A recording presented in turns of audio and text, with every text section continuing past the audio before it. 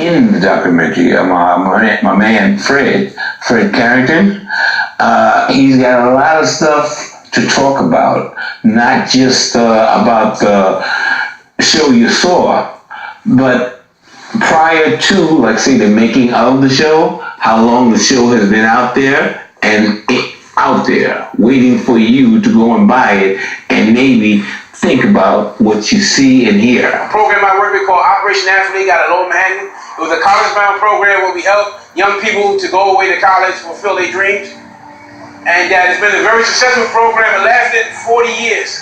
It's no longer going on right now due to the mentor, the founder of the program, passed away in the early 90s, Mr. Jim Robinson. I want to kind of add a small little thing here while we're on that subject.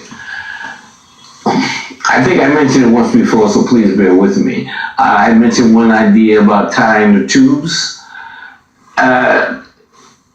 Or what I like to quote now, if I may, is the one that Beyonce wrote and made millions on. What was that? If you like it, put a ring on it. It's not fun, as your women know, to raise a child by yourself. So you gotta try to get away from the bad boy thing and try to look out for yourself and make believe that with all these real shows that you're watching, you're thinking about what you want to do when you want to have the baby, and accidents don't work. Anyway, I'm not going to harp on that. That's another show, and we'll deal with that another time. But today what we're going to do is a little bit harp on Mr. Fred Carrington. You know, he was here at the end of the documentary itself. And between me and my group, you know, the engineers that control everything, what we were thinking about, which as you can see we've decided to do, is have him back again and talk a little bit about him and talk about what he has plans for. Not just the show that he was in, but perhaps he's one of those people that, what do they do? That's right, they think. And they decide and they choose a direction. So I'm sure we'll get a lot of information from him that will help direct you and yours away from the gangs, away from the bad gangs, and in with the good gangs. And the good gangs are the ones that we're going to talk to Mr. Carrington about. He's been involved with them quite often. I'm sure he'll have some direction. I'm Fred Carrington. And we were discussing about the documentary I was in. The young man that got this idea together, he came through our college program many years ago, and he decided to be an independent, filmmaker. And he decided to do a movie or documentary about black men and their struggles. And he was basically saying, no matter what your background is, you can still make it. As you can see, some of the horrifying things in that documentary. And why I was in it, because I was his basketball coach. He played a little ball, and he went to Hampton Institute, now it's called Hampton University, and he graduated, and he came out and made something of himself. And he also made a part 2 for the women that we will have later, or a later show. Unlike the people watching, I've known you for a little while, I can't say what the young people say. I've known you for a minute, because it's a long minute, it's like what they say, I'll get back to you in a second, right? This guy does a lot of stuff. He does a lot of stuff. He keeps himself physically prepared for anything. His whole idea was to get young people out of New York and to fulfill their dreams of being professional people, coming back and helping your community. In the documentary, I don't talk about myself. I talk about my mentor.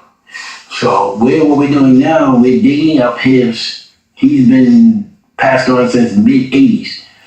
And it's time to dig him up, his ideas, and we're starting back a program, we're starting a foundation under his name. And I'm calling on all the people that graduate under us for the last 40 years, because the program started in 1966. Okay, so and we have a lot of people out there, and this is what I've been working on, and we're hoping by the end of the year and to next year we're going to have several fundraisers too. to promote it. Program has produced NBA players, Olympic people, doctors, lawyers, teachers, educators, business people. And then what am I doing personally? I'm trying to jot down this life that I've once had, from politics to sports, to helping people. You know, working with a college program for 25 years, helping people, being involved in community projects, uptown, downtown. So it's going to be, I'm going to talk about a lot with my life. I have a huge athletic background from player to coach. I coach NBA players. I played against a lot of NBA players. I played junior high school, and college basketball. But my book's going to be about politics, health, how to deal with this world today. Because my book is going to be talking straight to mainly young people. You know, and I'm going to talk about the war. I'm going to talk about today. You know, and what young people have to face, the bullying. I'm going to have comments on that. You know, and about health, about taking care of yourself, defending yourself, the importance of keeping your health. You know, a lot of people are dying too young. You know, young, before 40 years old. You know, and it's all this shooting. You know, so it's going to be a course range book. It's not one subject. It's going to be many subjects that young people need inspiration, and we gotta always stay inspired. You know, it's too much negative out here today. The gangs, everybody's killing, now they're slashing people every other day on the train. You gotta watch your back. I don't know. New York is turned into some kind of horror show now. I'll tell you, like that movie about one day that you can do anything you want to do, even kill people, rape people, but because of that one day they give you to do whatever you want to do, you don't get charged for it. Oh, that's your boy, Mr. Trump. See, he can go out and shoot somebody, and then he won't go to jail. That's how crazy that is. He can say that out loud. One of the reporters say you can do that, but don't do it in Spanish Harlem. or West Harlem.